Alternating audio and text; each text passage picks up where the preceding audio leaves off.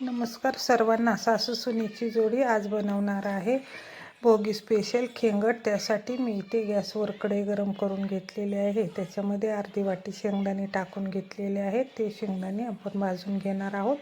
तर शेंगदाणे भाजत आले की त्याच्यामध्ये 3 चमचे आपण खोबऱ्याचा किस घातलेला आहे, तोही आपण गुलाबी रंगावर भाजून घ्यायचा आहे. 2 चमचे तीळ घातलेले आहेत आणि तेही आपण भाजून घेणार आहोत. हे सर्व भाजून घेतल्यानंतर ह्याला आपण मिक्सर जारमध्ये थोडंसं पाणी टाकून ह्याची ग्रेव्ही तयार करून घेणार आहोत.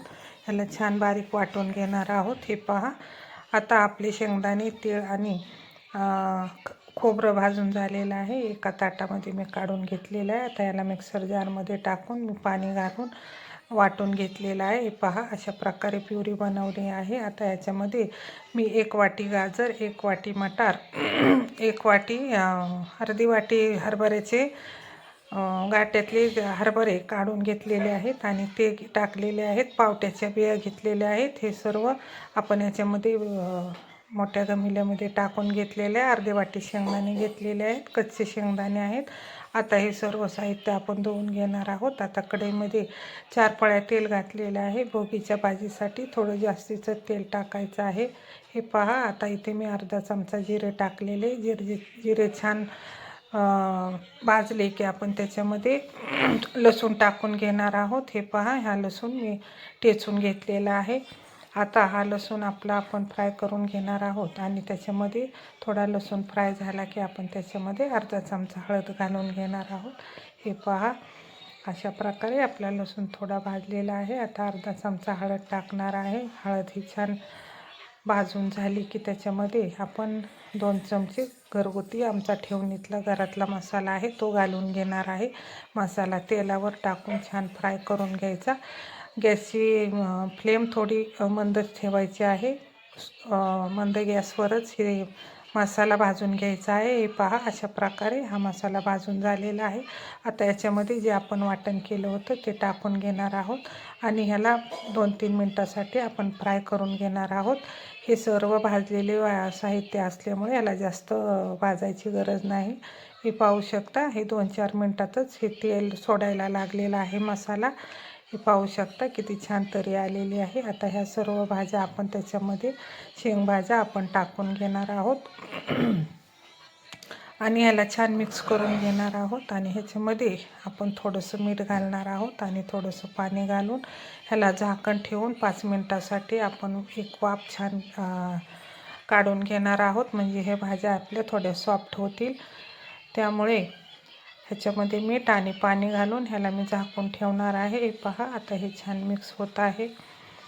आता हे मिक्स झाले की याच्यामध्ये पाणी घालते आणि ह्याला झाकण ठेवून शिजायला ठेवते. तुम्ही जर चॅनलवर नवीन असाल तर चॅनलला सबस्क्राईब करा. जास्तीत जास्त सबस्क्राईब करा, लाईक करा, शेअर करा आणि कमेंट करायला बिलकुलही विसरू नका. हे पहा, आता हे मीठ घालून मी व्यवस्थित ह्या सर्व शेंगभाज्या मिक्स करून घेतलेल्या आहेत. आता याच्यामध्ये मी थोडंसं पाणी घालते, पाहू शकता. हे पहा, आता पाणी टाकलेलं आहे मी आणि आता ह्याला 5 मिनटासाठी झाकण ठेवून शिजवणार आहे. हा व्हिडिओ मी बारामतीतून बनवत आहे. आमच्या बारामतीला अशा प्रकारे खेंगट बनवतात. आमच्याकडे हीच पद्धत आहे खेंगट बनवायची. तुम्ही कुठून पाहत आहात व्हिडिओ तुम्ही कमेंटमध्ये सांगा आणि तुमच्याकडे कशा पद्धतीने खेंगट बनवतात ते कमेंटमध्ये सांगायला विसरू नका. हे पहा, आता हे 5 मिनटासाठी मी झाकून ठेवून ह्या भाज्या वाफवून घेतलेल्या आहेत. ते 3 वांगी घेतलेले आहेत, त्याला छोटे काप करून घेतलेले आहेत आणि पाण्यामध्ये काळी पडू नये म्हणून भिजायला घातलेले. ही आपली चाकवतची भाजी आहे, मुठभर चाकवताची भाजी. मी याला धुवून स्वच्छ घेतलेली आहे. मुठभर मेथीची भाजी घेतलेली आहे. ही चंदन बटव्याची मुठभर भाजी घेतलेली आहे आणि शेपूची भाजी घेतलेली आहे. अशा प्रकारे 4 भाज्या मी मोठमोठ करून अशा 4 प्रकारच्या भाज्या घेऊन स्वच्छ धुवून घेतलेल्या आहेत आणि वांगे आणि भाज्या सर्व हे साहित्य मी ह्याच्यामध्ये टाकून घेतलेलं आहे. हे पहा, आता टोमॅटो, 1 मोठा टोमॅटो, थोडीशी कोथिंबीर तेही टाकून घेतलेली आहे आणि आता रानमेव्यामध्ये आपण ह्याच्यामध्ये ऊस, ही हुरडा आहे, हा हुरडा 2-4 चमचे हुरडा टाकला आहे, थोडासा ऊस टाकला आणि 10-12 बोरं टाकलेले आहेत. आता ह्याला पुन्हा आपण व्यवस्थित मिक्स करून घेणार आहोत आणि आपण पहिलं थोडंसं मीठ टाकलं होतं. आता हे चाकून बघून पुन्हा चवीपुरतं वरून मीठ घालणार आहोत. आणि हे पहा, आता हे भाज्यांचं पाणी सुटलेलं आहे, त्याच्यामुळे आता ह्याच्यात वरून जास्तीचं पाणी टाकण्याची गरज नाही. आता हे स्लो गॅसवर आपण 5 मिनटासाठी झाकून ठेवणार आहोत. हे खेंगट शिजायला 5 ते 7 मिनटं लागतील. अशा प्रकारे आता आपण याला झाकण ठेवून शिजवून घेणार आहोत. हे पहा, 5-7 मिनटात हे आपल्या भाज्या सर्व शिजून तयार झालेल्या आहेत. अशा प्रकारे हे खेंगट आपलं तयार झालेलं आहे. आता खेंगटाबरोबर खाण्यासाठी आपण बाजरीची भाकरी बनवणार आहोत. ती लावलेली पातळ बाजरीची गरमागरम भाकरी छान कुरकुरीत लागते. खेंगटाबरोबर गरम गरम भाकरी खायला खूपच सुरेख लागते. आता त्यासाठी आपण ही बाजरीची भाकरी बनवून घेणार आहोत. आता आपण हे थोडं थोडं पाणी घालून हे पीठ छान मळून घ्यायचं आहे. आपण जितकं पीठ छान मळतो तितकीच भाकरी आपली छान होते आणि एकदम टम्म फुगते. त्याला भेगा वगैरे पडत नाहीत आणि ती फुगते पण मस्त. हे पहा, आणि बाजरीची भाकरी नेहमी पातळच करायची, जाड भाकरी करायची नाही. पातळ भाकरीच खायला छान लागतात. हे पहा, हे अशा प्रकारे मी पीठ मळून घेतलेलं आहे.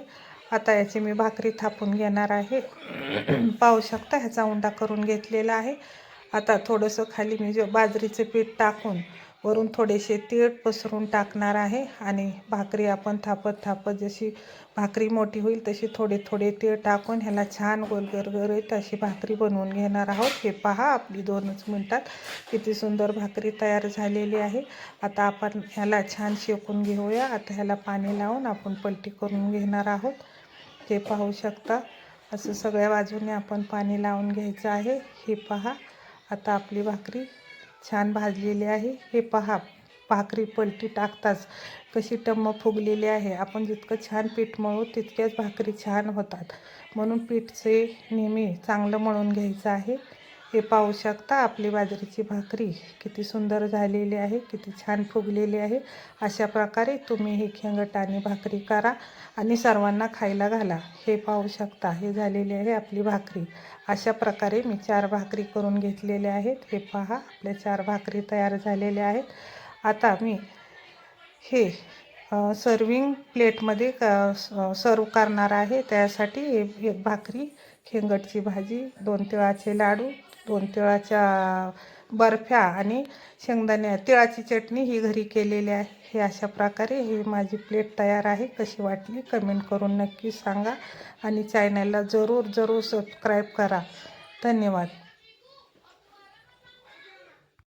आणि हो, बोलायला विसरले, तुम्हाला भोगीच्या आणि मकर संक्रांतीच्या हार्दिक शुभेच्छा. आमच्या यूट्यूबवर आणि इंस्टाग्राम फॅमिलीलाही खूप शुभेच्छा. धन्यवाद.